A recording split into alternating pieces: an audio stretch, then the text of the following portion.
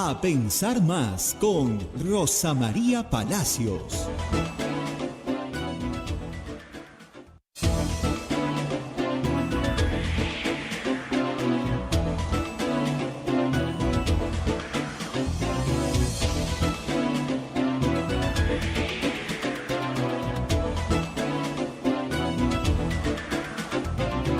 Señoras, señores, muy buenos días. Bienvenidos a Pensar Más con Rosa María Palacios.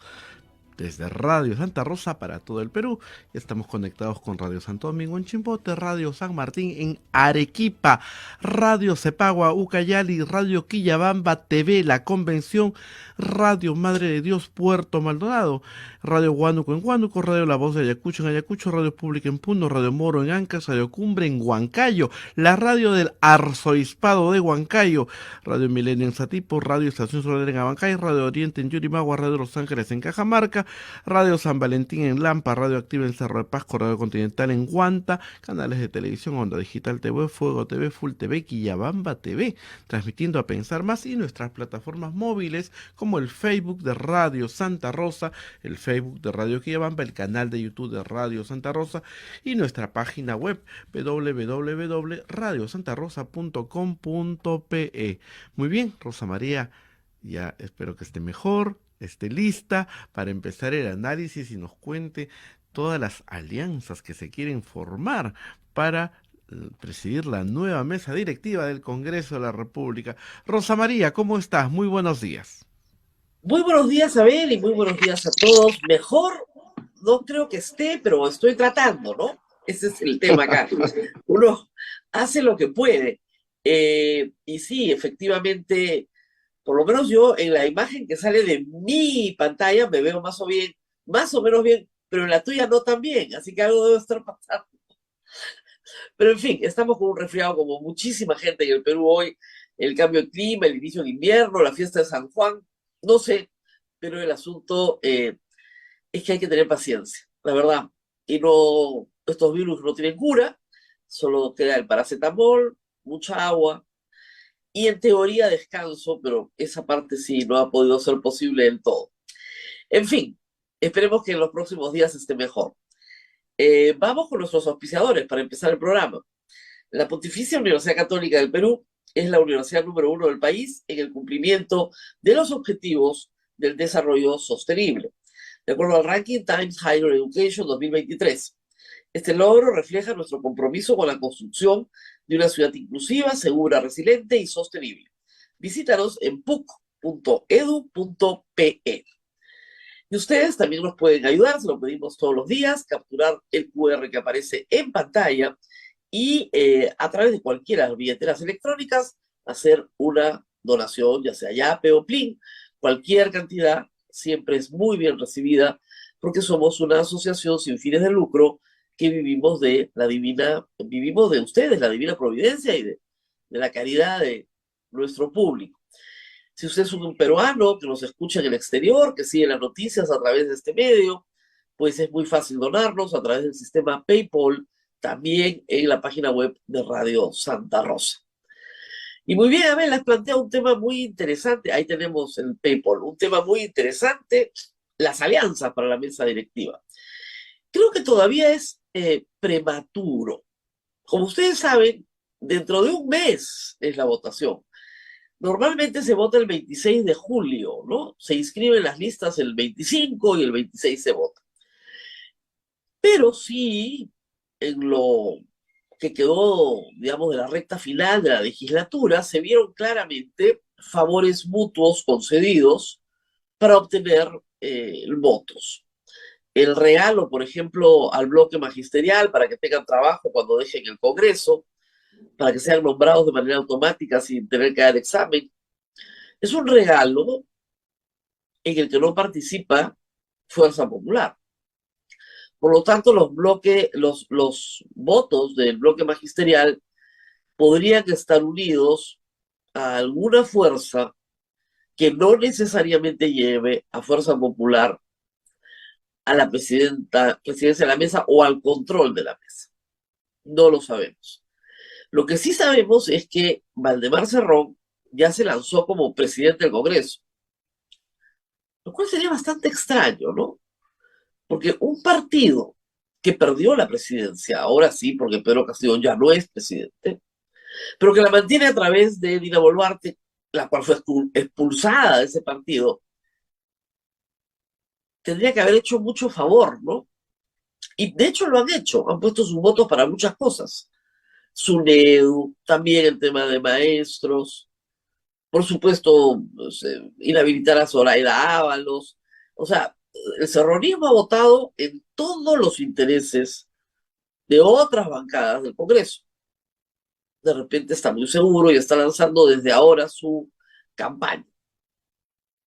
Valdemar Cerrón ha dicho que no tiene ningún problema de ser elegido con los votos fujimoristas y que integren la mesa también.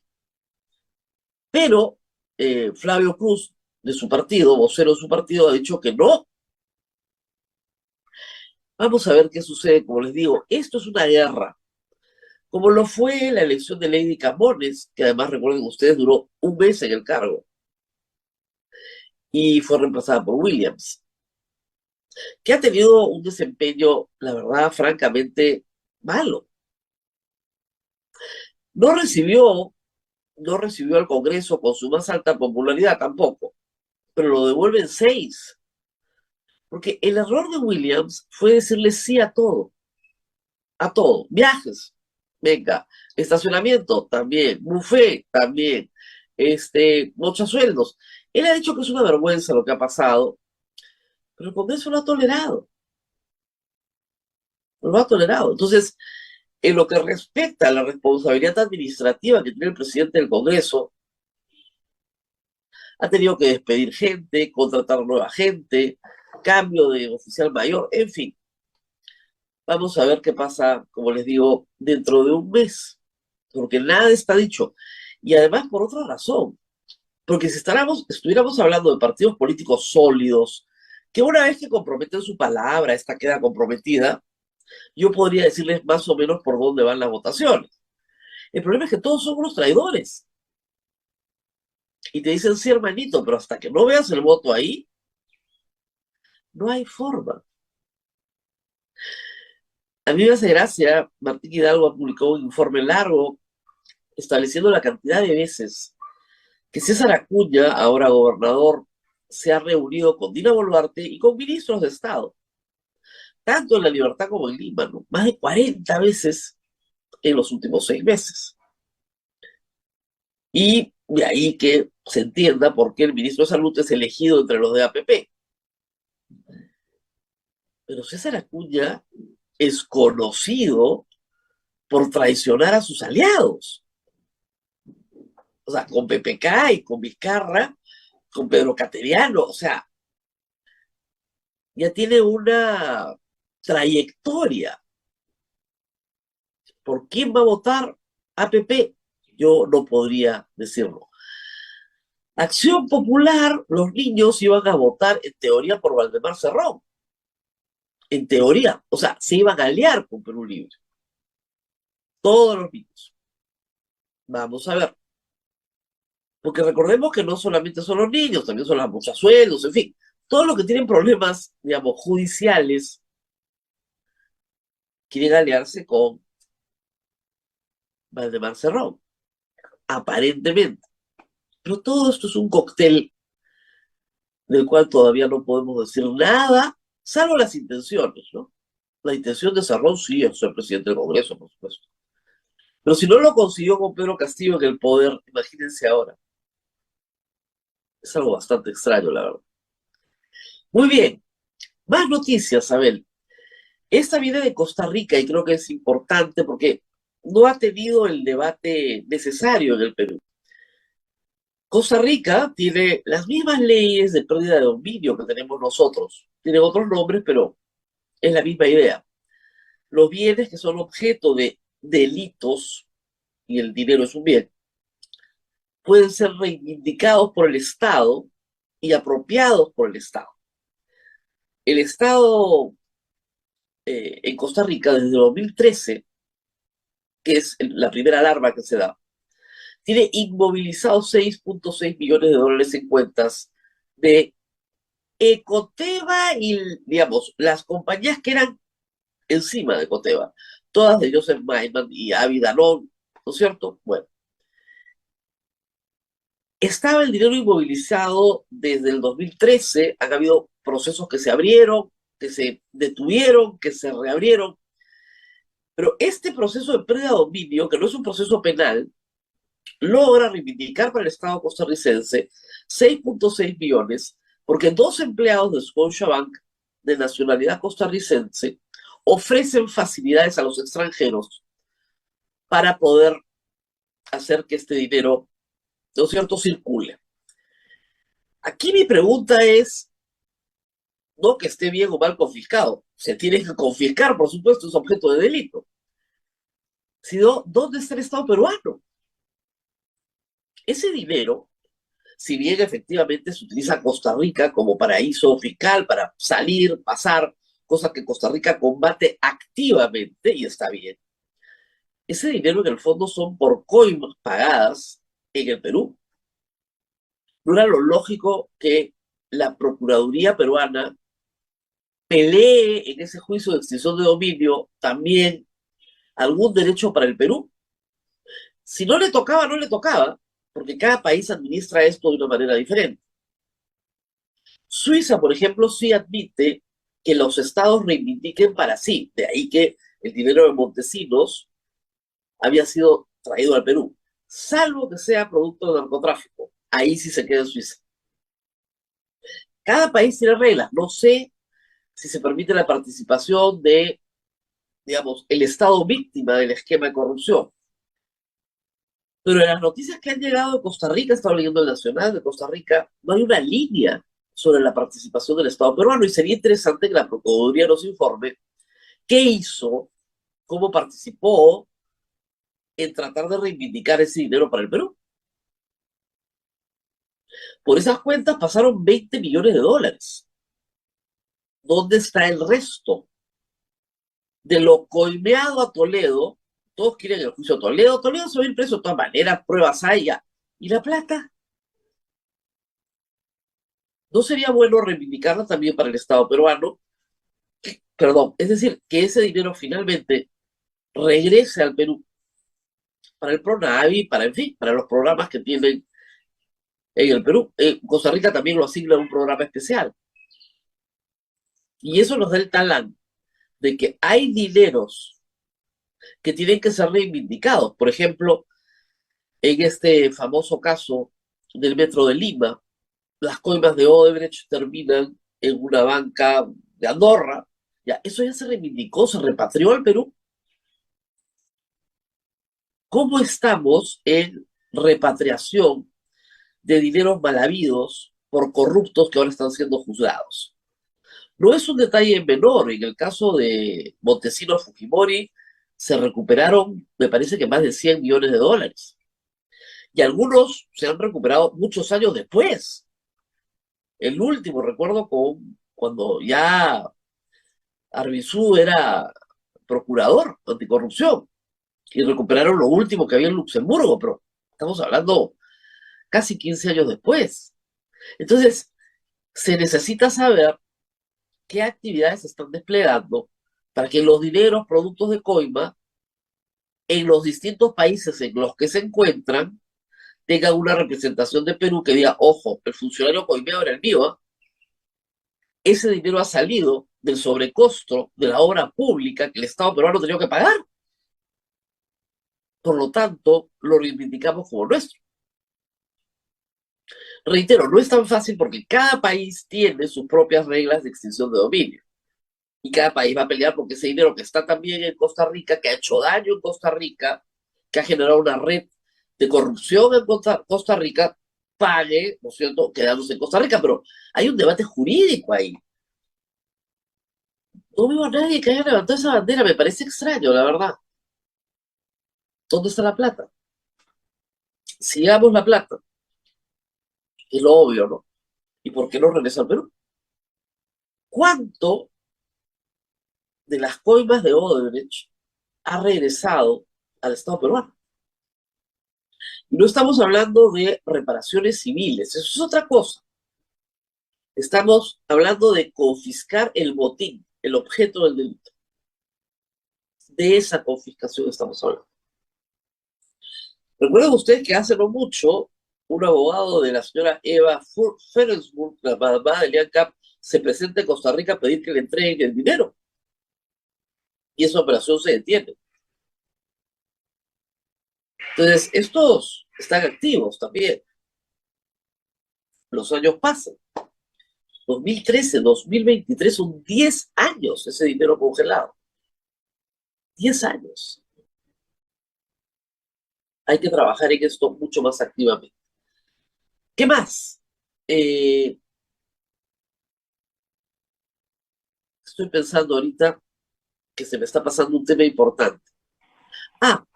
Ya se anunció que en noviembre Dina Boluarte va a ir a Estados Unidos, a San Francisco, a recibir la presidencia de la PEC. Yo no niego que sea un viaje importante, ¿eh? O digo que la presidencia de la PEC sea un asunto muy importante para Perú. Lo que no se puede hacer es sostener que la ley aprobada por el Congreso es constitucional. Y si Dina Boluarte sabe leer el país, a sabiendas de que se ha aprobado una ley constitucional para favorecerla, tarde o temprano va a tener que pagar por eso. En otro gobierno, en otro momento se le juzgará. Pero Dina Boluarte no tiene vicepresidente, por lo tanto no puede teletrabajar. No porque físicamente no lo pueda hacer, yo estoy teletrabajando en este momento, sino porque la Constitución no lo permite. Lo que sí le permite la Constitución es modificarse con 87 votos en esta legislatura, bueno, la que ya pasó y en la siguiente. A la hora de votar la ley, no consiguieron los 87 votos, era clarísimo que tenían menos de 87 votos. Y por eso aprobaron una ley con 2 votaciones para que pueda teletrabajar. Esta práctica de violar la Constitución es una constante en este Congreso. Una constante. Hicieron exactamente lo mismo con la cuestión de confianza. Y lo va a seguir siendo si es que no se detiene. Así que, si la señora Boluarte sale del Perú y materializa la conducta prohibida por la Constitución, probablemente este Congreso no la toque, salvo, bueno, sus detractores, que están ahí también. Pero a la larga va a tener que responder por esto. Si están anunciando el viaje desde hoy para noviembre, es porque presumo que quieren preparar el terreno. Tal vez en noviembre ya Dina Boluarte no sea presidenta en el Perú, nunca se sabe, así que, pero sí esperemos que si quieren modificar la Constitución, lo hagan de manera constitucional, como hemos explicado tantas veces en este programa. ¿Qué más tenemos, Abel? Tenemos El tema de la ley de colaboración, Rosa María. Ayer, bueno. sí, es un tema muy importante. Ayer se ha manifestado el Procurador General y el Ministro de Justicia también se han referido al tema. Esta justicia del Procurador General quiere, por supuesto, que el Congreso, el Poder Ejecutivo observe la ley. Tal vez la observen, ¿no? Tal vez. Pero la van a aprobar por insistencia de todas maneras. Tal vez para disimular, digamos, ¿no? Porque a Dina Boluarte y a Otárola también les conviene que la colaboración eficaz dure 8 meses. A todos les conviene. Es una ley de conveniencia de los políticos. Porque sus procesos también se basan en colaboraciones eficaces. O sea, todos los que están narrando los fondos de campaña para Dina Boluarte ante la Fiscalía tienen 8 meses para hacerlo. ¡Qué mejor! ¡Qué mejor! Después ya no van a tener colaboración eficaz. Entonces yo dudo que el señor Otárola observe esa ley. Lo dudo muchísimo. Porque les conviene. Les conviene. Y dudo muchísimo que si la llegaran a observar, porque es demasiado escandaloso, en el Congreso no la aprueben por insistencia. De todas maneras. Es una ley que promueve Perú Libre, ¿eh? Y han dicho disparates como que la ley de colaboración eficaz es un instrumento de imperialismo yanqui para perseguir a la izquierda. De verdad. Eso dijeron en el debate. Impresionante, por Dios. Ahí tenemos un problema.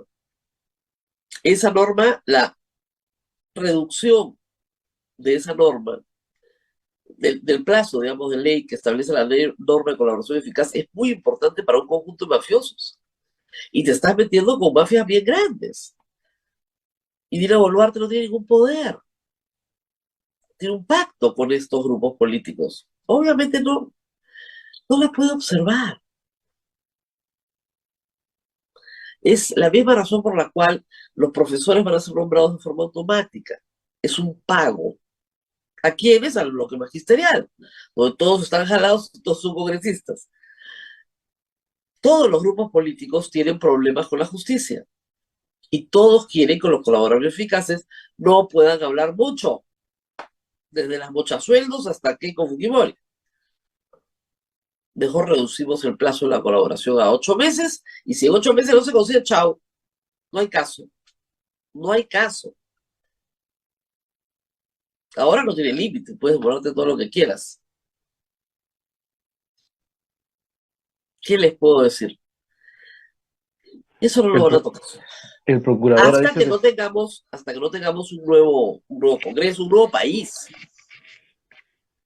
¿No? Te De hecho, decía Rosa María que el procurador perdóname, ha dicho que 98 casos, 98 procesos se verían afectados. Es un montón.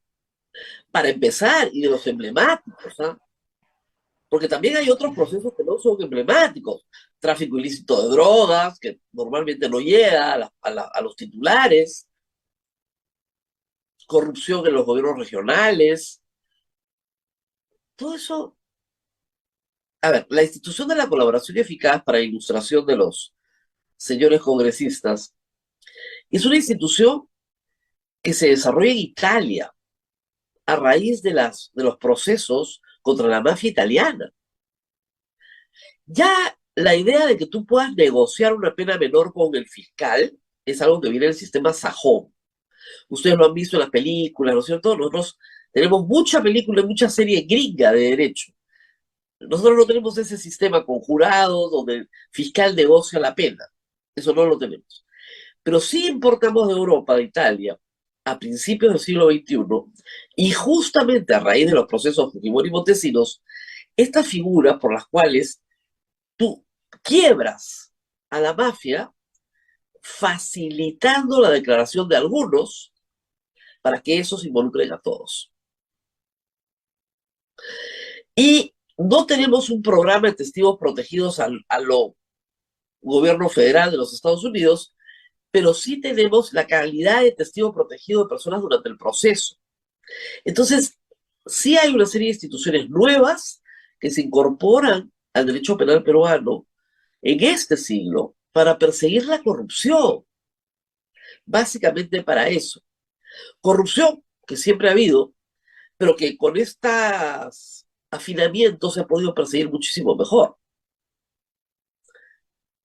Yo sí creo que los procesos de Odebrecht son procesos que en el Perú están fracasando si se compara con los procesos Curi-Montesinos. No Curi-Montesinos, Fujimori-Montesinos, que se inician con el proceso Curi-Montesinos. Desde el proceso Curi-Montesinos, 5 años después, ya estaban todos juzgados. Todos juzgados. El juicio de Fujimori arranca en el 2005 porque él recién llega al Perú en 2005. No, se le atrapa en el 2005, arranca en el 2007. Pero en menos de un año está juzgado. Juzgado. Terminados. Hacia el 2008, el 99% de los procesos centrales, digamos, del tema Fujimori y Montesinos terminaron. Otros sí se atrasaron, pero ya, no digamos, 95% del problema estaba terminado, con sentencias consentidas ejecutoriadas. En el caso de Odebrecht, que empieza en 2016, para el 2023, hay un solo sentenciado por un caso que se lleva en Ancash. Ni un solo sentenciado por los casos llevados en Lima. Y no es mucho más complejo Odebrecht que Fujimori y Montesinos, eso no es verdad. Involucran más o menos el mismo número de personas, unas 1.500 personas más o menos, en todo el proceso.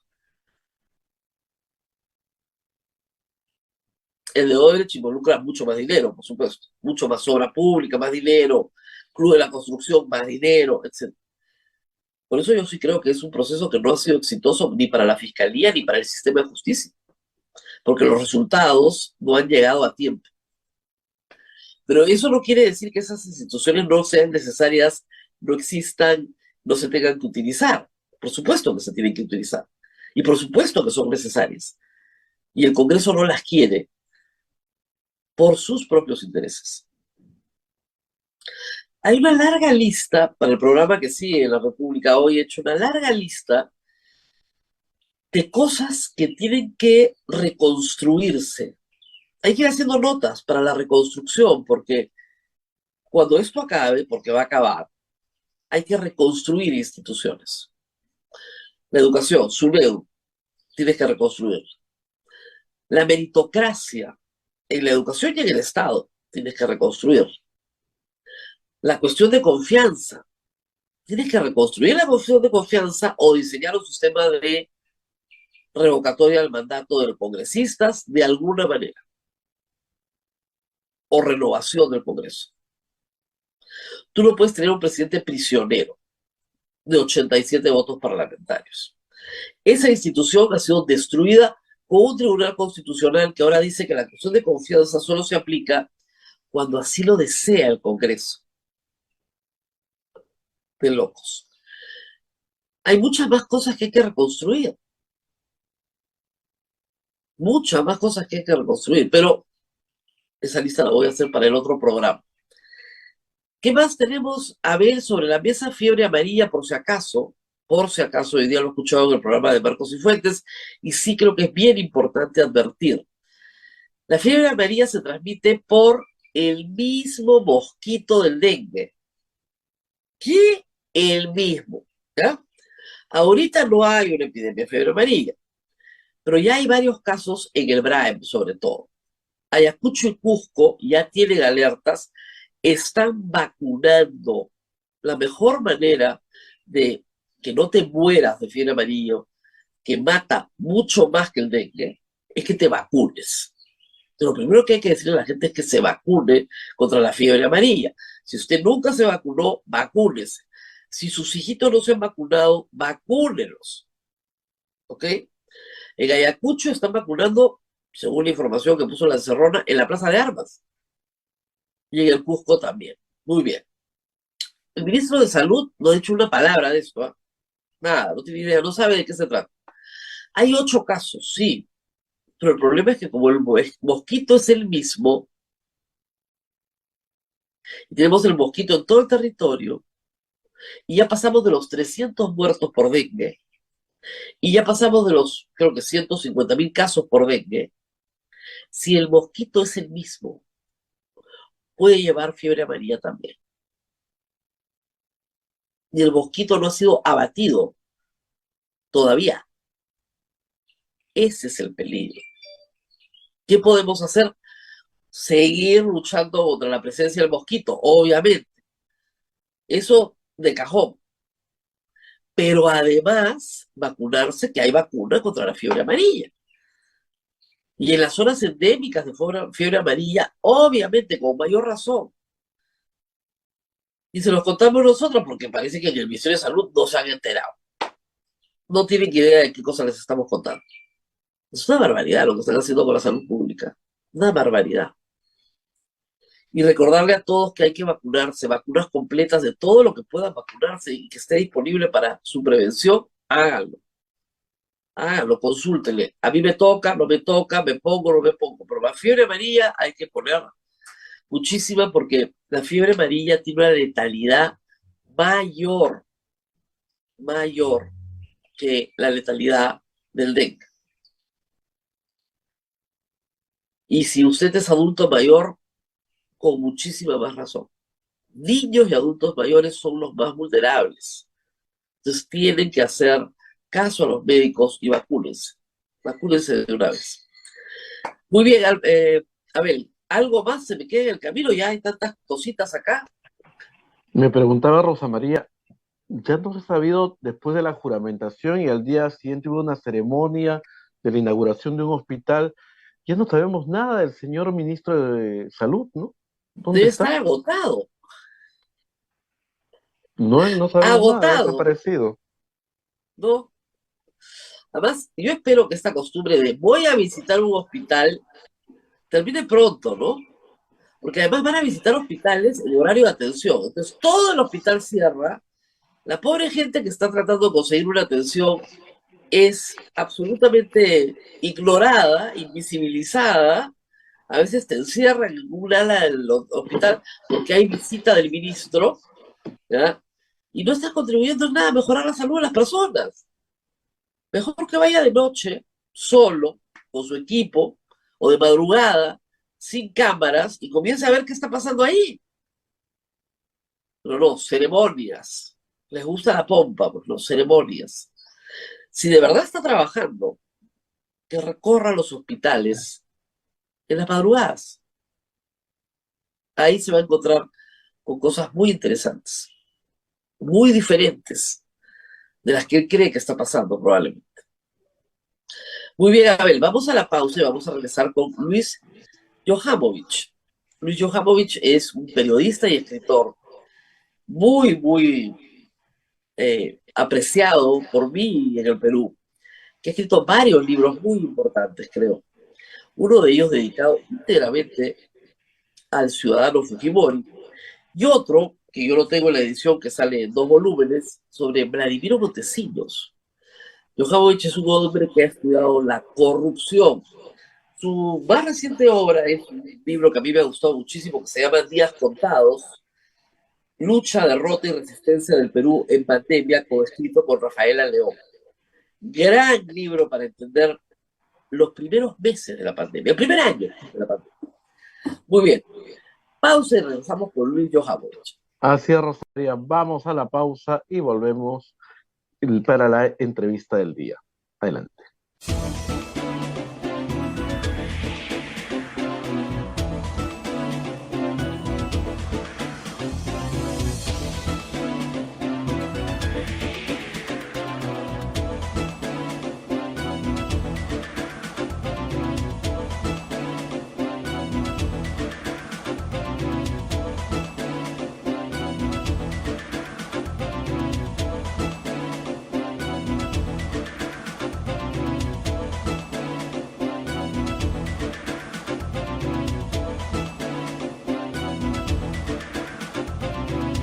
Vamos Sí, a pensar más con Rosa María Palacios desde Radio Santa Rosa para todo el Perú y todas las radios que están retransmitiendo el programa.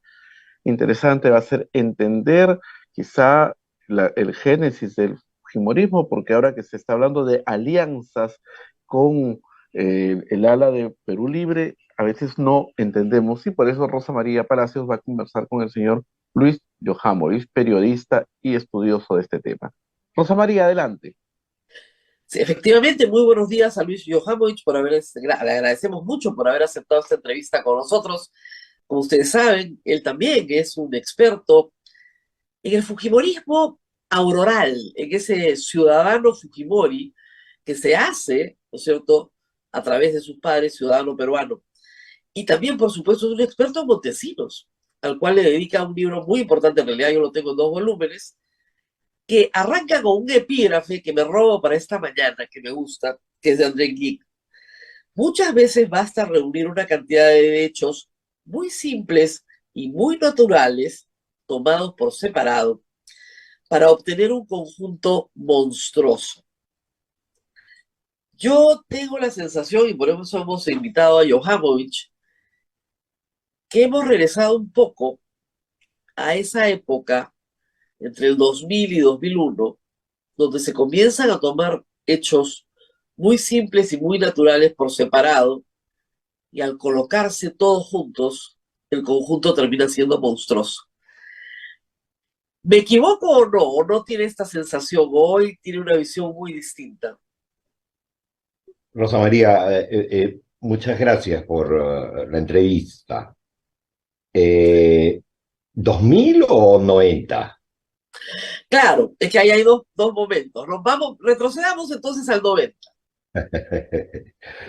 Bueno, en nuestra experiencia ciudadana eh, de peruanos y peruanas, muchas veces hemos visto ese fenómeno, yo creo, de acumulación de pequeños hechos que vistos en retrospectiva, poco tiempo después o mucho tiempo después, nos resultan sorprendentes, incluso insoportables a veces, ¿no? En el 90 eso escaló muy claramente en el año 92 después del golpe. En los 2000, bueno, depende en qué momento, a qué momento te quieres referir, ¿no? Al momento del descubrimiento, los Vladivideos, ¿no es cierto?, que fueron ese material tan útil para escribir el libro de Vladimiro, ¿no? Un material que no solamente te aporta al corrupto, sino al corruptor, y el trabajo de periodístico fue centrarse en la voz del corruptor. Sí, Y a mí me pareció interesantísimo esos pequeños bytes ordenados y extraídos, ¿no es cierto? ¿Quién es este hombre? ¿Quién es este monstruo? ¿De dónde sale? Entonces hay una parte biográfica de la investigación y luego él mismo hablando. Y sí. ahí está Además, la famosa frase, el sí, cañonazo que la acabo de encontrar de nuevo, que yo lo he escuchado muchísimo sobre el sistema de justicia, ¿no? eh, Yo pensé que eran $10,000, no hay pero él dice 100,000, son 100,000. Un cañonazo de $100,000 no te lo aguanta nadie en el Poder Judicial. sí, ningún juez Pero hace dice, eso, pero con ¿no? 800 también te los coimeas. Tenía una sabiduría muy a la mano, hecha de la práctica, sin duda, porque eso no se estudia. Claro. Eh, sí, resumía muchas de nuestros peores aspectos, ¿no? Eh, bueno, cuando se descubrió, creo que todos, no sé si todos, hay muchos jóvenes que no alcanzaron a ver eso, pero cualquier persona que tenga más de, ¿cuántos años han pasado? 23. Qué horror, qué horror. Digamos, nadie que tenga menos de 35 o más de 35 años lo olvidará, ¿no? Como descubrimos, éramos bien ingenuos también, creo, en esa época, O como o país, cada muy ingenuo. vez, ¿ah? Cada Como vez, país, sí. pero es que es un fenómeno extraño ese, porque cada vez descubrimos que somos ingenuos, que volvemos a ser ingenuos, que seguimos siendo ingenuos, y por más avesados y anticipados que podamos creer ser, nos sorprenden. Siempre la política, el poder, la corrupción encuentra la forma de vadearnos y de sorprendernos, de ir más allá de lo que esperábamos, ¿no? A pesar Ahora, de que yo, normalmente, casi como actitud, sospecho del mal pensado, del que siempre piensa lo peor de claro. todos, Sí, no, el ¿no? personaje de Don Pésimo es bastante odiado también en el Perú, ¿no? Ay, este es un Don Pésimo, todo le parece horrible, que es agradable, ¿no? Y claro, ahora, post pandemia, el país sí se ha vuelto sumamente desconfiado, ¿no? Yo sí creo que hay una enorme, y parte de la crisis de los partidos políticos hoy es de esa molestia, de esa desconfianza en el poder, eh, de ese no creer en nadie, ¿no? No creer en nadie. Sí, la pandemia en realidad nos ha cambiado profundamente, tanto que no nos damos cuenta cuánto. Sí. Y ahí hay un déficit enorme, quizá también del periodismo, pero en parte es la psicología. Fue una experiencia tan atroz que todo el mundo quiere dejarlo atrás, olvidarlo. Y no hemos hecho un balance, no hemos pensado qué aprendimos, qué nos dejó. desde las cosas más prácticas, médicas, de salud, hasta nuestra vida y convivencia, ¿no? Política, social. No lo queremos ver porque queremos olvidarlo y es comprensible, es natural que querramos olvidar. Y Sí. no es un fenómeno peruano nada más, es No, en todo no.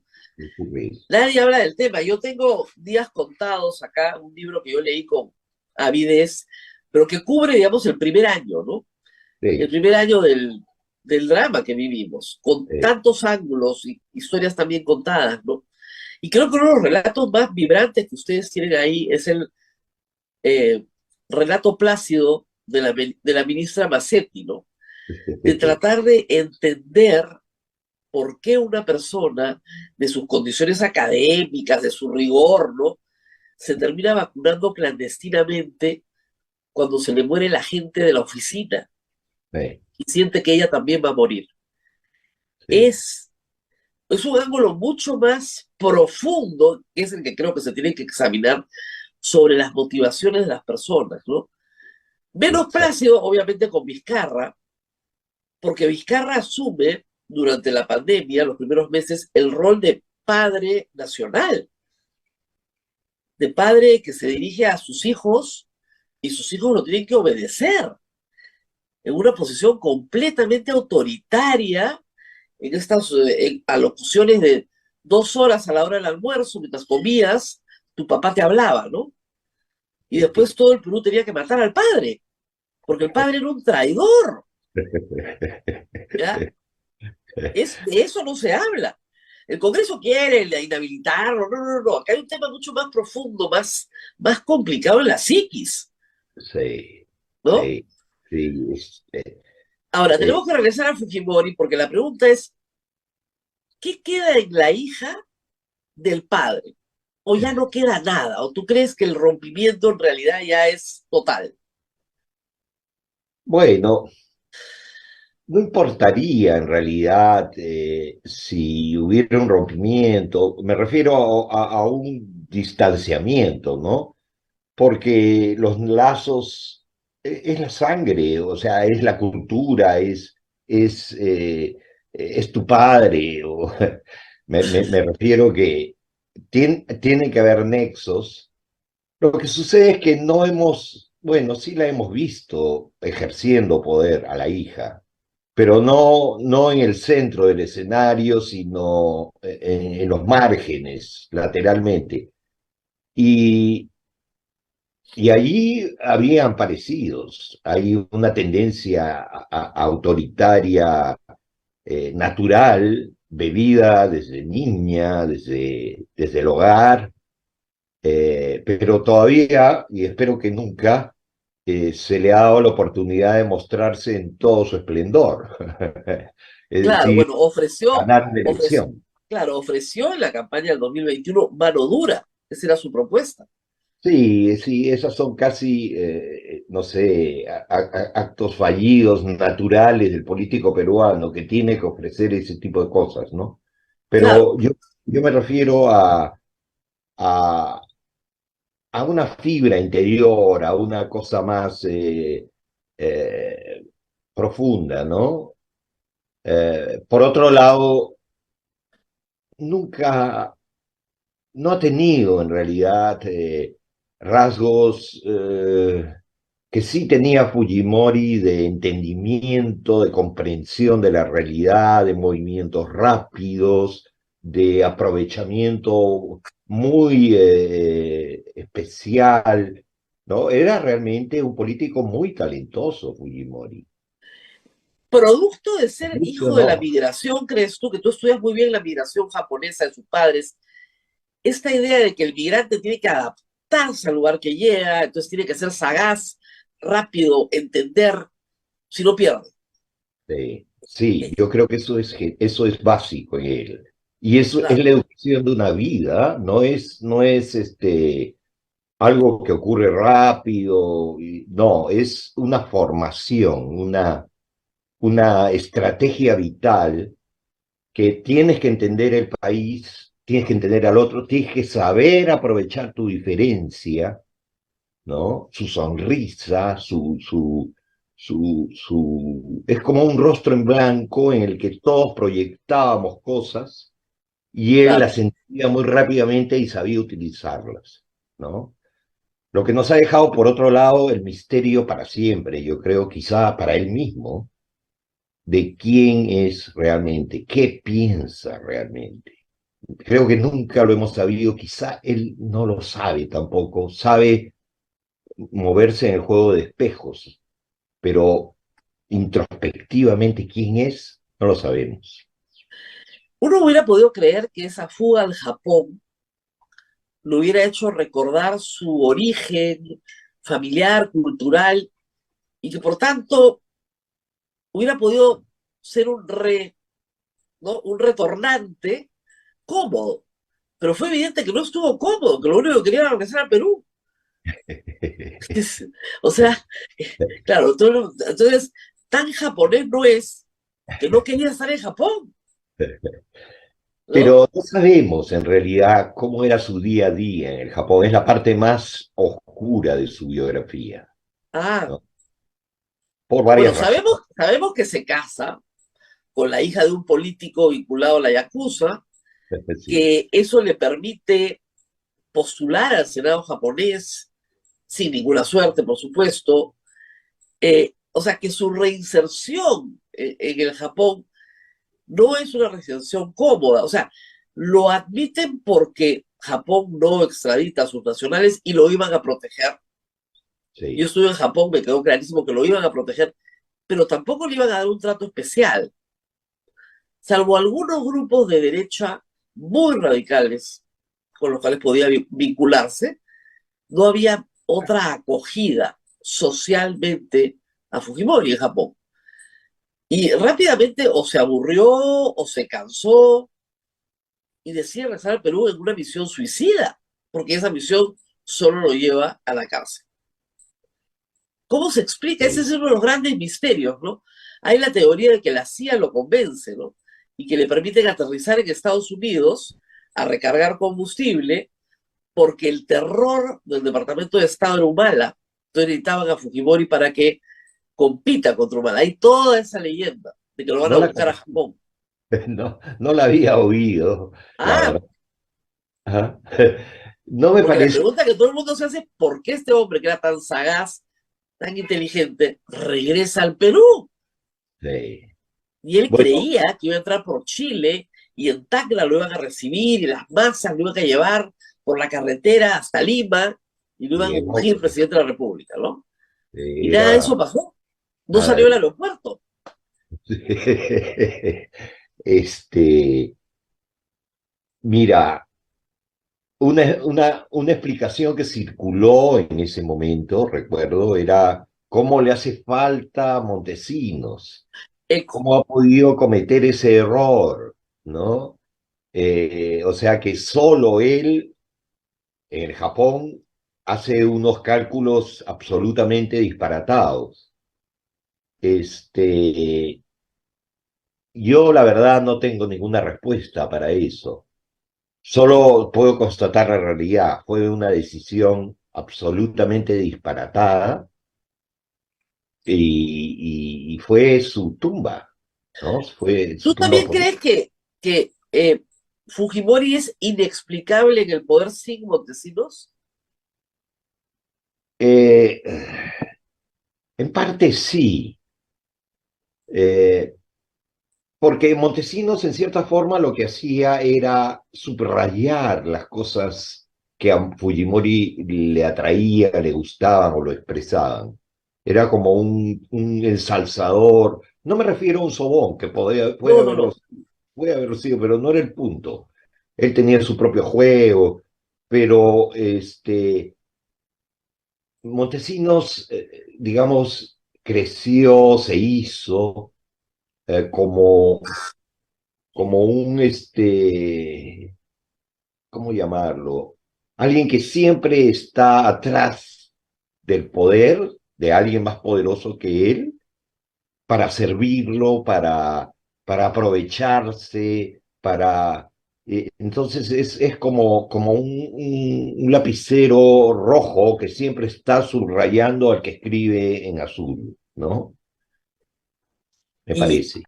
y Montesinos, que fue, digamos, de enorme utilidad para Fujimori desde el primer día, porque era el que solucionaba, Mm. ¿no? Desde el tema de las casitas hasta reelegir, ¿no?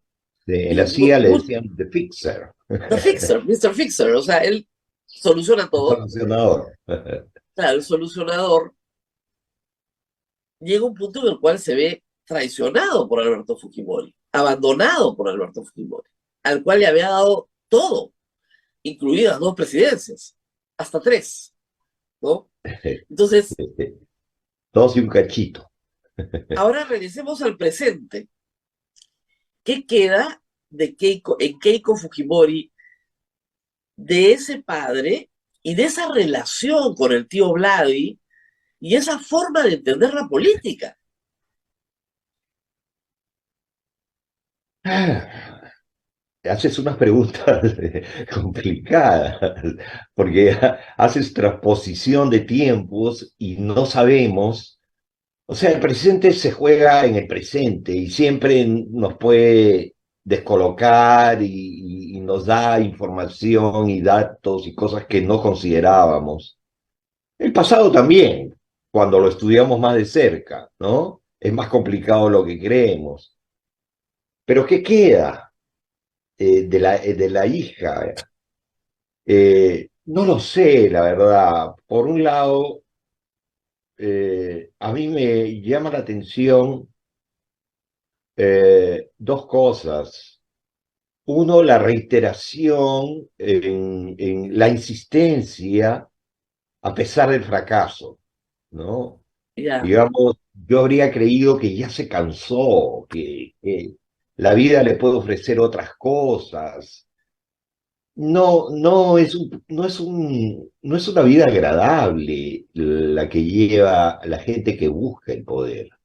Mira todo el entorno familiar, la relación con su hermano, con su mismo padre, su vida incluso de pareja, qué sé yo, no es una historia feliz, yo no la veo pero la así. historia de sus padres no fue nada feliz tampoco. Nada, es una tragedia japonesa, en el sentido de Claro, que, por ejemplo, Fujimori, su padre, por cada día en el poder, habría que hacer el cálculo exacto, ¿ah? Por cada día en el poder, creo que tiene 3 días en la cárcel. O sea, 3 por 1. Pero claro. al revés de salir, Dos está de punto cinco le diría, pues son 25 años de prisión contra 10 años de gobierno. 2,5. O sea, te sueltan al mediodía Claro, y después, hoy hay que decir que ya tiene más tiempo preso que habiendo sido presidente del Perú. mucho más, el doble y un poco más, ¿no? En la sentencia, ¿no? Pero a él lo detienen en el 2015. No, en la cárcel, En la, día cumplido. no, él lo detienen en el 2015 con arresto domiciliario, perdón, en 2005 con arresto domiciliario, lo traen al Perú en el 2007, eh, y del 2007 hasta hoy, eso es lo que tiene condena servida, ¿no? O sea, tiene 15 años preso. bueno, consideremos desde el 2005, porque ya el arresto domiciliario en Claro, Santiago 17 años preso. ya comienza a correr el reloj. Sí. Este, pero vale la pena. Ahora, eh, hay una cosa extraña, ¿no? En el 2011, cuando Keiko Fujimori postula por primera vez, forma su propio partido, el objetivo era sacar a su padre de la cárcel, eso era claro, eso lo ha narrado el doctor Nakazaki, cuando Keiko Fujimori llega a visitar a su padre a Chile, el padre le dice, mi hijita, yo sé que tú tienes tus planes, tu maestría, tú pospones todo, pero tú postulas al Congreso. Y Keiko postula al Congreso y logra una representación parlamentaria que ella canjea todo el tiempo con Alan García para mejorar las condiciones carcelarias de su padre y el juicio, etcétera. sí. Luego, en 2011, el plan era sacar al padre de la casa, pero en el 2016 ya no, hay un pleito espantoso y el objetivo de Kenji Fujimori es sacar a su padre de la cárcel, pero no de ella. El 2021, ya ese objetivo para el Fujimorismo ha sido superado. ¿Por qué crees que ha sido superado? Porque ya probablemente están todos cómodos con la situación de que su padre esté en prisión y cada vez que se sienta mal lo llevan a la clínica Centenario. Ah, Kenji dejó de pelear, se apartó, ha decidido hacer su vida por otro lado, sí. lo sacan cada vez que necesita apoyo para su hermana, porque claro, la hermana mala no gana elecciones, ¿no? O sea, la mala hija y la mala hermana en Latinoamérica son malos, en el elenco son los malos de la telenovela, ¿no? Entonces lo tienen que sacar para... Pero ahora ella anuncia, y por eso lo hemos invitado, una cuarta versión, Keiko 4.0, que se lanza nuevamente para ser candidata presidencial. Eh, Cosa que en el bueno, Perú nunca. también es un día En el Perú no en Latinoamérica sí, pero en el sí, Perú no hemos visto eso normalmente, ¿no? no, y muy raro en Latinoamérica, pero sí se ha dado, ¿no? Pero no es común, nada común ese cuarto intento. Solo Lula y Allende, que son de izquierda, ¿no? O sea, ahora, hablemos de este tema de la izquierda que me parece bien interesante. Alberto Fujimori en 1990 gana las elecciones con el voto de la izquierda, Sí, de todas las izquierdas y del APRA. sí. Entonces, luego le hizo ascos a la izquierda, Eh, porque nadie quiere ser controlado por la izquierda, si no pregúntenle a eh, Humala, pero luego, estamos hablando hoy día, 30 y tantos años después, es posible que su hija se esté aliando con la izquierda en el Congreso. Y de hecho, en las votaciones de Fuerza Popular y de Vladimir Cerrón van todos juntos. sí. ¿Es Ese, puro oportunismo político? bueno, no sé de qué otra forma llamarlo. Digamos, el más amable podría ser oportunismo, pero hay cosas. Pero esa es una mirada, una demostración de la profunda degradación de un terreno político que ya era bien precario, ¿ah? ¿No? Nunca hemos sido una república en forma, como diría Manuel Pardo, ¿no? Pero ya después de la pandemia, después de el golpe, el zapatazo de Merino, la debacle de Vizcarra, Castillo. Yo creo que después de Castillo ya no queda nada que se levante unos pocos centímetros del nivel del suelo. La vida política ha caído, pero en yo no recuerdo un momento tan mediocre, tanto así que, por ejemplo, yo ya no sigo la política cotidiana. Me parece heroico lo que haces, que todos los días tienes que volver a enfocarte en estos personajes, ¿no? Ya no lo sigo, ya me cansé, veo Ah, los desenlaces finales, pero ya no veo todo el proceso cotidiano, día a día, leer el periódico, seguir la declaración, ya no. bueno, es que en No, realidad es fácil desconectarse y regresar, porque parece que todo ha cambiado, pero en realidad nada ha cambiado. nada cambia. Es el día de la marmota, es una repetición, una ecolalia completa, siguen y siguen, ¿no? Yo siempre digo desde que Castillo llegó al poder, yo siento que estoy contando la misma noticia todos los días. Todos los días hay un corrupto, hay un corruptor, puede ser una obra pública, un contrato, un sueldo, algo en el medio que los une, ¿no es cierto? Y es la misma noticia. La misma, Es, la misma, la misma, la misma, la misma. pero cada vez más degradada, más absurda. Ah, No habrías creído que en la época de Alan o cualquier otra, alguien como Karelín López, o que los montos en discusión sean $20.000. ¿Te das cuenta? Hemos ya llegado al grado desde, a ya ver, de... ya desde el video Curi Montesinos, que eran Sí, $15.000, sí, Y nos convertimos, hay que decirlo, discúlpenme, en el hazmerreír de América Latina, porque los argentinos decían, no puede ser que te compres un diputado por $15,000, eso no le das ni al portero, eso es un insulto. Entonces, sí, pues, la verdad, nosotros tenemos otros votos de corrupción, Sí, pero ya, Carelim, estamos hablando de unos contratitos más grandes, ¿ah? O sea, eran unos sí, contratitos un poquito más generosos. Por los montos sí, lo que sorprende, le voy a decir una cosa, lo único que a mí sí me sorprendió mucho el gobierno de Castillo fue la velocidad para robar. Porque normalmente te está demoras, o rápido. sea, tienes que conocer, o sea, la corrupción del gobierno de Fujimori tarda hasta que Vladimiro Montesinos tiene todos los circuitos dominados, demora. Tiene que controlar nombramientos de comandantes generales primero, controla el ejército. Para el 92 ya lo tenía controlado cuando da el golpe, pero se demora pues 18 meses.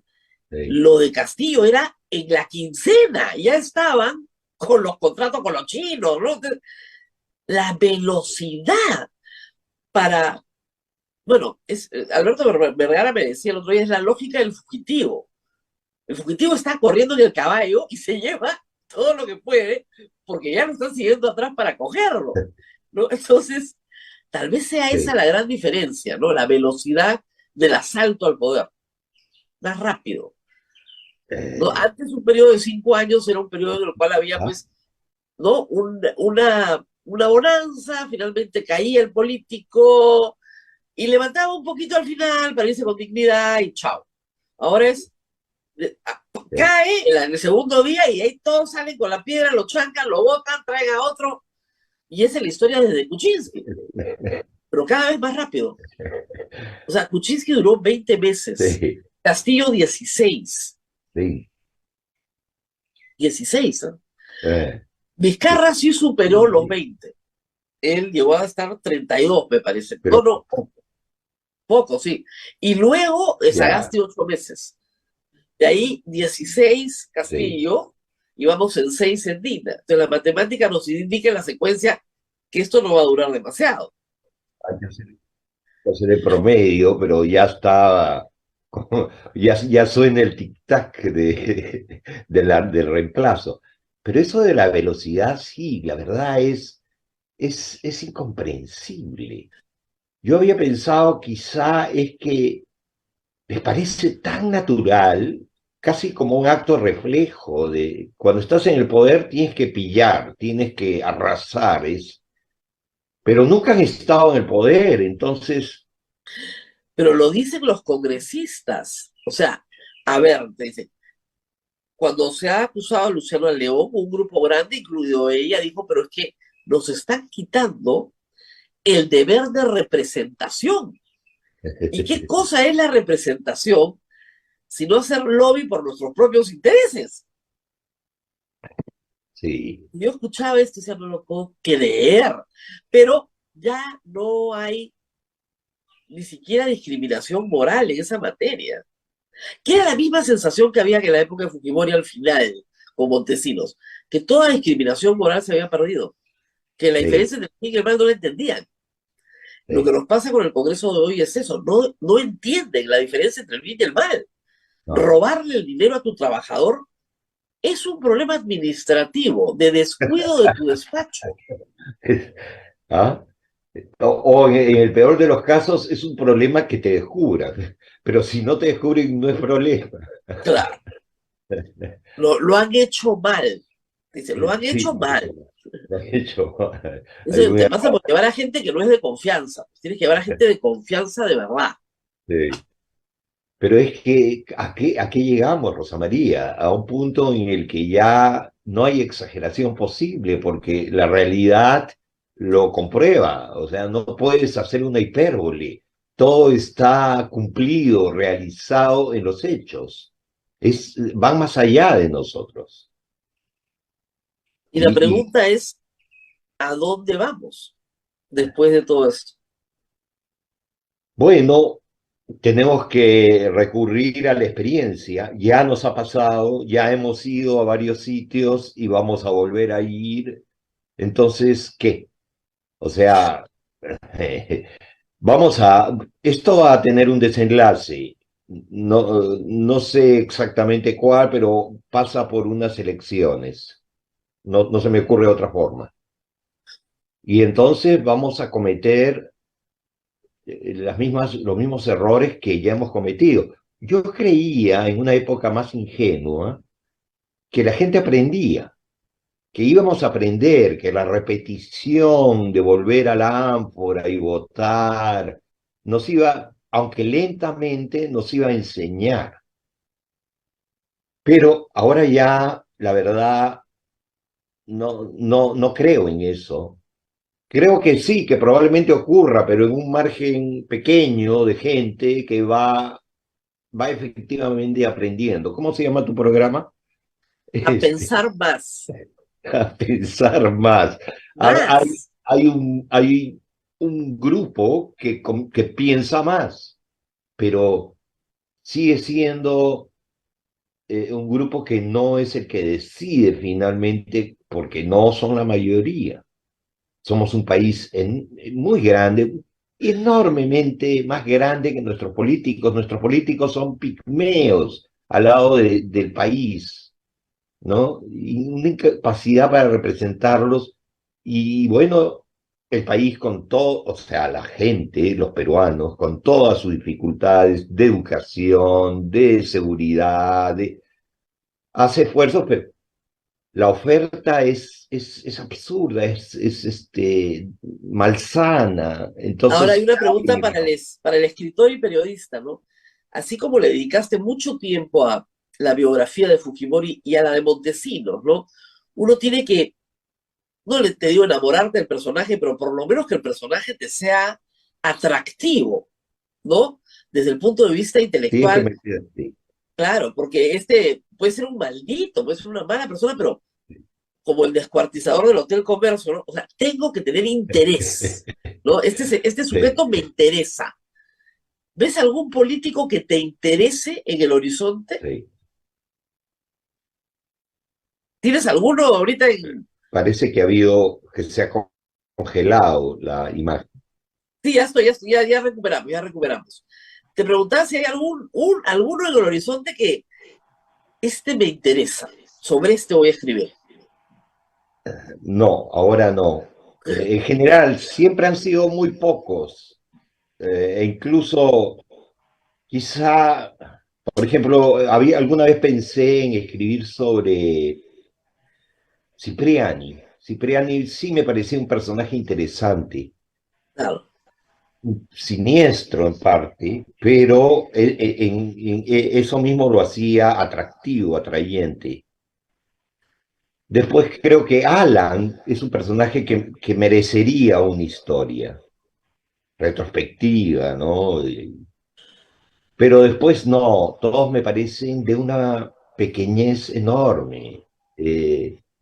No es que yo me sienta muy Claro, superior. claro, claro, yo lo sé.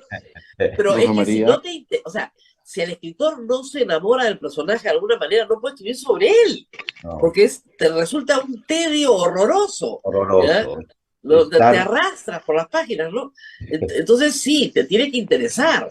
eh, Yo no creo que se haya producido una dupla como esta, la de Fujimori y Montesinos todavía en la política, y probablemente a Keiko Fujimori también le falta eso, ¿no? La astucia de su padre y un sujeto como Montesinos que le resuelva los problemas de verdad. Y conversábamos de otra herencia de la pandemia en la pausa, pero que tiene que ver con la política peruana hoy, que es el mensaje es este, está solo, tú te las arreglas, ¿ok? Y en la pandemia fue, no hay oxígeno, no hay cama, como decía yo, Luis Jauch me decía, ahora no hay pasaporte, no hay pues, no hay, ya tendrás algún día, pero ahorita no hay. Y eso respecto de todas las cosas. En este momento hay una conferencia de la presidenta con el primer ministro hablando de la preparación para el fenómeno del niño. Todos sabemos que para el fenómeno del niño nos tenemos que cuidar solos, que va a ser muy difícil que el Estado pueda hacer siquiera lo mínimo por nosotros. Por eso yo, la única vez que hablé de este tema hace unos meses, dije, revisen sus techos, ¿ah? Y ahora de nuevo que dice la gente, oye, ¿sabes qué? Trépate al techo, revisa, mata tú los mosquitos del dengue porque nadie te los va a matar, revisa tus bateas limpias, bota el agua en los floreros, bota las flores, ¿no? Esa sensación de que el Estado va a llegar tarde, mal, si es que llega. Por lo Sí, tanto, ¿para qué voy a mirar el noticiero? Si lo que hacen estos señores a mí no me va a resolver mi problema. exacto. Eh, es una reiteración ya inmemorial, ¿no? Esto, lo del niño, por ejemplo. En realidad yo creo que sí han aprendido, el poder, los políticos han aprendido cosas con el niño. No a solucionarlo, sino cómo aprovecharlo. ¿No? Ayer mismo, leyendo todavía no se ha publicado un libro sobre la visualidad, o sea, cómo Fujimori creaba imágenes, era un actor, un representante, se ponía ponchos, hacía pequeños guiones, ¿te acuerdas la caminata a la Cueva del Tallo? Claro, Entonces, era como un productor de imágenes, ¿no? Después de la embajada, de la casa del embajador, que termina con una apoteosis de ópera, ¿no? Viene un periodo de calma, varios meses, y después viene el niño otra vez. claro, Y Fujimori dice, está en todo su momento de esplendor, ¿no? Con una popularidad brutal. enorme. En un momento le dice a la prensa, ya el niño se ha declarado y él le dice, qué bien, porque ya me estaba aburriendo, ¿no? O sea, ya es mi oportunidad de volver a subirme a un tractor, meterme en el Y río. además hay una foto de Fujimori que todos han copiado, que es las botas en el barro, hasta Dina Boluarte la han copiado igualita, ¿no? Yo metido con el barro hasta la cintura, las botas embarrado, lampa en mano, cruzándola, ¿no? Cruzando el Huayco, con mis ministros ahí, yo, presidente de la República, empujo el Huayco. Pero es una foto que fue muy popular. Por supuesto. O sea, y Fujimori lampeando, ¿te acuerdas? Fujimori lampeaba a él. Entonces, Dirigiendo el tráfico de camiones, ¿no? Deteniendo los ómnibus mientras dándole claro, instrucción era la imagen de el ingeniero, del ingeniero, el hombre que hace. el hombre que hace y que además en todo el Perú, sobre todo el Perú andino, es el hombre que llega con sabiduría, Sí. porque nos va a hacer la escuela, nos va a hacer la carretera. Entonces, pregúntenle al ingeniero, ¿no? Y él explota esa imagen. El problema es que su hija no es ingeniera y Dina Boluarte tampoco. Entonces, no veo cómo pueden explotar esa imagen de el que hace cosas, ¿no? Siempre pueden haber imitaciones, Lo que pasa, pero además, hay que era decir muy algo, que poderoso de en Fujimori. comparación con el desastre que fue el niño que administra Belaúnde, el 83, Qué bárbaro, sí. y el gobierno de Alan García, que no hace nada y deja prácticamente la carretera panamericana en arena en los 80s, llega Fujimori y cuando se da el niño del 97-98, lo que el público observa es que sí hay una presencia y sí hay una respuesta. Entonces, Sí, él cosecha de eso, por supuesto, se vuelve más popular y sí, se compara todo el tiempo. No, esto no es como el 83. Acá estamos preparados. Va a ser sí, duro, va a ser difícil, pero estamos preparados. sí. No sé cuál es el grado de preparación, pero él, Fujimori, sí estaba mucho mejor preparado para aprovechar esa emergencia. Claro, Eso, no estaba sé, mucho, tenía un país sano financieramente ya en ese entonces, no creciendo, pero sano, entonces le permitía gastar mucho más. En contraposición, hay que pensar en el 2017, el mejor momento de PPK es con el fenómeno del niño costero, con el fenómeno del niño, exacto. que lo manejaron muy bien, porque lo manejó básicamente Nieto en el Ministerio de Defensa con los otros ministros, Sí, lo manejaron muy, y además porque la oposición lo dejó en paz durante 2 meses.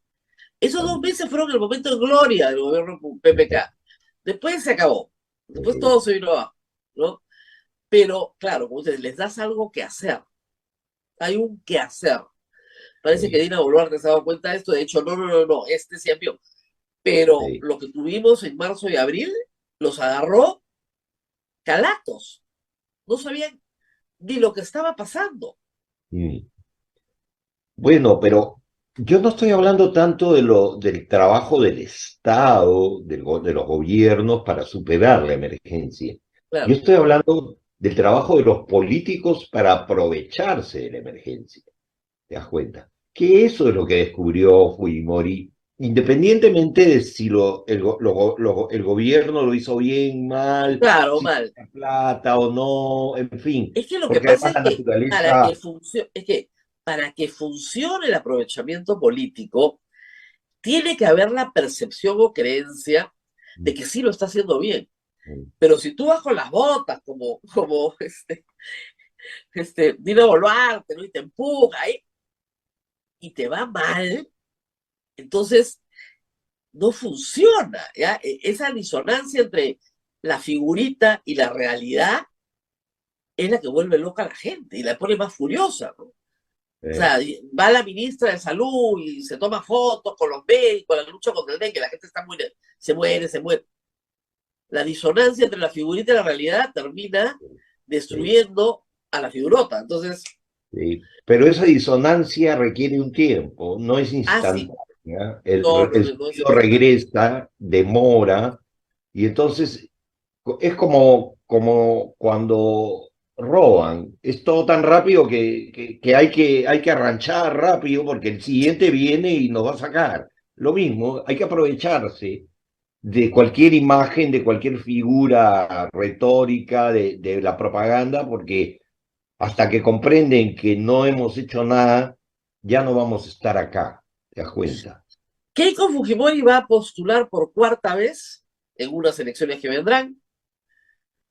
¿Tú crees que esta vez sí la haga? ¿O eso ya es imposible? Recuerdo haber escrito en algún artículo que ya esto había terminado, que era imposible. Por ejemplo, ¿qué expectativa puede tener Keiko Fujimori de ganar un departamento, una región en la sierra de estas que dijeron, ahí hay fraude? Esto Ah, no. no, ahí ninguna. No. Ella ¿Cuánta solo puede gente puede ganar, votar en todo el ella, sur? no, el sur está perdido para ella, pero ella podría Lima y el norte,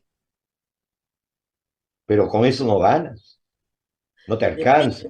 depende, depende con cuánto, pero sí. El problema es que sus contrincantes también vienen de Lilliput igual que ella, pues entonces, Ese es el punto. Ese es el ese es el punto. punto, ¿Contra ¿no? a quién le ganas? ¿No? O con quién pierdes, porque haber perdido con Castillo ya parece el colmo de la incompetencia electoral, ¿no? Es el colmo. ¿Por qué crees que alega fraude? Porque reconocer la verdad era demasiado doloroso.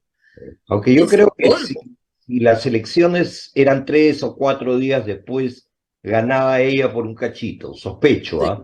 yo también, porque ella estaba Sí, subiendo. O sí, sea, entender a la población, lo que yo decía, Castillo, por si acaso, es el hambre, ¿ah? O sea, por si acaso. O sea, todo lo demás lo tiene que ir con Fujimori. Los vínculos con la corrupción, el padre, todo. El otro es, yo les aviso, ese es el hambre, ¿ah? Por si acaso. Y mira que boca es sapo, porque la pobreza ha seguido creciendo en el Perú, no se ha recuperado del problema de la pandemia.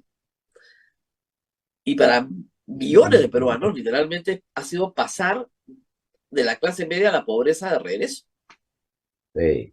Bueno, pero una clase media bien Precaria, endeuda, baja, precaria, pero un poquito seguramente, mejor, ¿ya? Y a nadie le gusta retroceder, ¿no? O no. sea, Pero, ya estás con el agüita acá, pues no, más o menos ya respira, de repente tiene el agua acá, ¿no? Ya no sale la boca, ¿no? Entonces, no, un momentito, ¿no? Regrésame acá, pues, ¿no? Por lo menos. sí. Eso es lo que ha pasado. Pero, como tú dices, con todos esos problemas, Keiko Fujimori podría haber ganado la elección y ni aún así. Y luego sale y los insulta a todos y le dice a todos que son unos fraudistas que le han suplantado el voto. Esa es la razón por la cual el 50% del Perú creía, hasta poco, yo no he visto que vuelvan a hacer la pregunta, pero creía que el golpe de Estado lo había dado el Congreso, Sí. que fue lo que hizo con Vizcarra, déjense de cosas. Entonces pensaban que lo que había hecho con Vizcarra lo había vuelto a hacer con Castillo. La Sí. gran mayoría, digamos, hasta hace muy poco del sur peruano, pensaba que el golpe de Estado lo había dado el Todavía Congreso. sigue pensándolo. Yo creo que esa No he no la visto ya las últimas, pero presumo que lo sigue pensando. eh, De ahí el desprestigio del Congreso. Pero en fin, entre otras cosas. o sea, que Keiko postula de todas maneras y Yo creo gana, que sí, no sabemos. es clarísimo. Eso me ha quedado claro. Mira, yo que no sigo la política, me ha quedado claro de los últimos movimientos, estas declaraciones que hizo, este Claro, tal regreso. vez el mensaje sea, voy a postular cuantas veces sea necesario hasta que gane. No importa que sean 10 veces, ¿ya? Y en cada campaña va a juntar dos cosas. Fondos de campaña, que le permiten, que es un medio de vida también, y una bancada a la cual el Estado peruano le paga una cantidad de dinero para mantener a partido. Entonces, ¿por qué no voy a postular? Claro. ¿Están ustedes locos? Porque ¿No? el punto es bien interesante, Rosa María, porque no es la voluntad individual de ella. Hay todo un círculo semiprofesional, hay un oficio nuevo en el Perú, no nuevo, pero cada vez más perfilado, que es el pequeño político de una temporada, ¿no? No sé, el domingo vi en no sé qué canal, un programa político, había un señor Galarza, me parece, Sí, un sí, sí, sí. chico que había Joven, pasado por todos los partidos políticos en 5 años, apenas una claro. carrera política en ciernes, había pasado pero por 8 o 9 partidos, o sea, A ver, ¿dónde te reciben, pues? era un profesional de esto, estaba probando suerte, un emprendedor de la política. Claro. Entonces, entonces atrás de una Keiko, que claro, ella es una heredera, ¿no?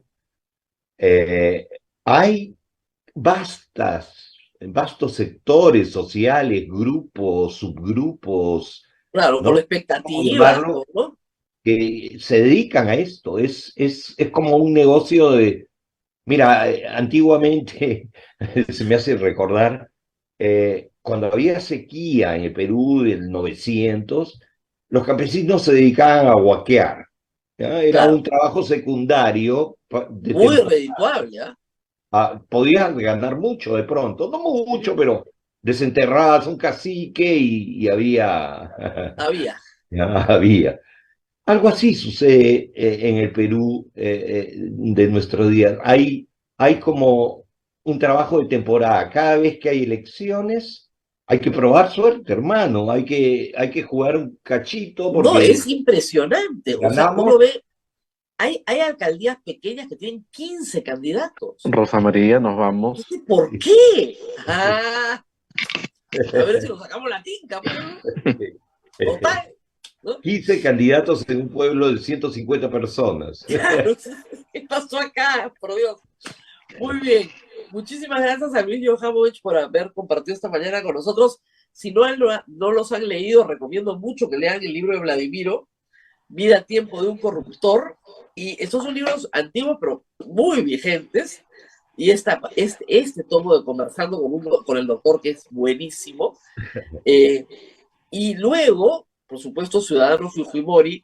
Y este último libro, que a mí me ha gustado muchísimo, que creo que es de lo mejor que se ha escrito sobre la pandemia, Días Contados, Lucha, Derrota y Resistencia al Perú en Pandemia, con muy buenas intervenciones, ¿no? En algunos momentos, son como momentos estelares de la pandemia.